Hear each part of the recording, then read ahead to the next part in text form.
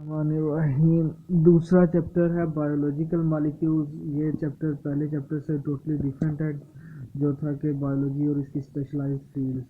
तो इस चैप्टर के अंदर स्टडी है carbohydrate, protein, lipids and nucleic acid वगैरह की। इसके अंदर स्टार्ट के अंदर कुछ थोड़ी सी डिटेल्स दी हुई हैं, जैसे कि बायोकेमिस्ट्री क्या होती है। बायोकेमिस्ट्री क्या होती है, ये एक जनरल सा क्वेश्चन है कि बायोकेमिस्ट्री बायो की ब्रांच है जिसके अंदर हम रिएक्शन स्टडी करते हैं, केमिकल कंपाउंड को स्टडी करते हैं। और केमिकल कंपाउंड कौन कौन सी, यानी कि यही carbohydrate, protein, lipid, nucleic acid वगैरह वगैरह। तो इस चैप्टर के स्टार्ट में फर्स्ट पेज पे एक टेबल है जो मैमलियन सेल और बैक्टीरियल सेल का कंपैरिजन है, जिसके अंदर 5-6 स्टेप्स हैं। तो ये एग्जाम के पॉइंट ऑफ व्यू से ये टॉपिक ये टेबल बहुत इम्पोर्टेंट है।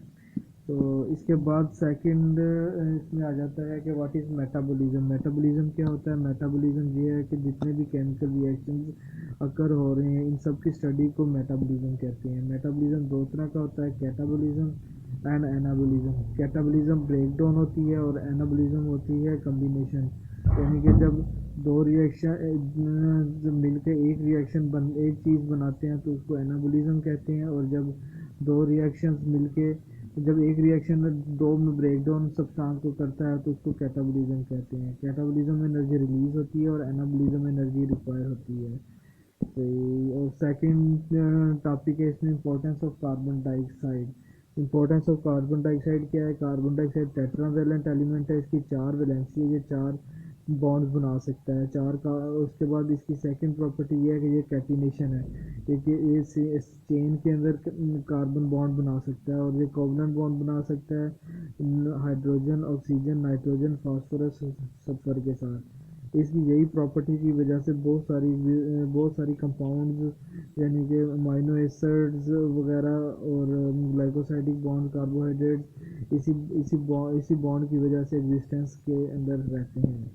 और तीसरा टॉपिक है इम्पोर्टेंस ऑफ वाटर। वाटर की, हाँ जी, तीसरा टॉपिक है इम्पोर्टेंस ऑफ वाटर।